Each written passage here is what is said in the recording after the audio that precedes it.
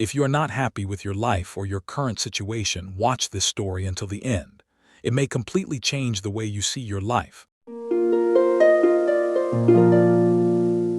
High in the sky, near a peaceful forest, lived a small black crow.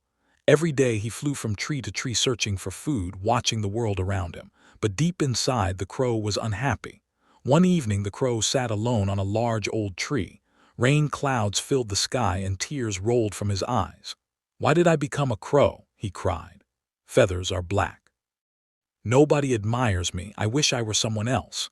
As the wind gently moved the branches, a warm voice spoke from above.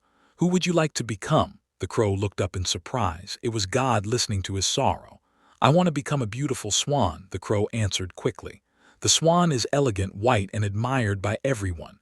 God replied gently, "Before you decide, go and ask the swan about his life. Then return to me." The crow immediately flew away.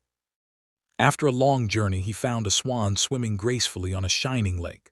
The water reflected the swan's pure white feathers like snow. The crow landed nearby and asked, "Swan, are you happy?" The swan sighed sadly. "No," he answered quietly. "People think I am beautiful, but I am not truly happy. I always wished I were colorful like a parrot. The parrot is bright, joyful, and admired everywhere." The crow was surprised. "You want to be a parrot?" "Yes," said the swan. "Go ask him yourself." The crow flew away again.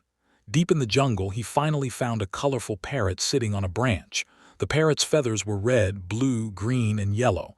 He looked magnificent. The crow asked excitedly, "Parrot, you must be the happiest bird in the world." But the parrot shook his head. "No, my friend, my life is full of fear." Asked the crow. "Yes," the parrot replied sadly. "Humans love my colors so much that they catch birds like me and lock us inside cages. Every day I fear losing my freedom." The crow became silent. "If you are unhappy too, then who is truly happy?" he asked. The parrot looked into the distance. "The peacock," he said. "He is the most beautiful bird of all." So once again the crow continued his journey. Soon he arrived at a large zoo filled with people. Children laughed and pointed excitedly at a magnificent peacock standing proudly inside a cage. His colorful feathers sparkled under the sunlight. The crow flew closer. "Peacock," he said, "everyone admires you. Your feathers are the most beautiful in the world. You must be very happy." The peacock slowly lowered his head. "You only see my feathers," he said sadly. "You do not see my pain." The crow listened carefully.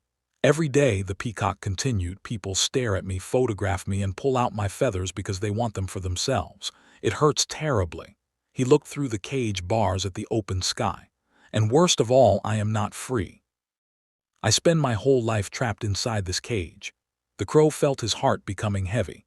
"If you could choose another life," he asked softly, "what would you become?" The peacock smiled gently. "I would become a crow." "A crow?" the crow asked in shock. "Yes," the peacock replied. "Nobody captures crows, nobody locks them in cages. They are free to fly wherever they want. Freedom is worth more than beauty." The crow became completely silent. For the first time in his life, he understood something important. That evening, the crow returned to the same old tree where he had cried before. The sunset painted the sky orange and gold. The crow looked up and whispered, "Thank you, God, for making me a crow." And for the first time in his life, he smiled. Moral of the story: many people spend their lives wishing to be someone else, while not realizing the blessings they already have. The person you envy may secretly be suffering in ways you cannot see. True happiness does not come from beauty, wealth, or attention. It comes from gratitude, freedom, peace, and accepting who you are. When you stop comparing your life to others, you finally begin to enjoy your own.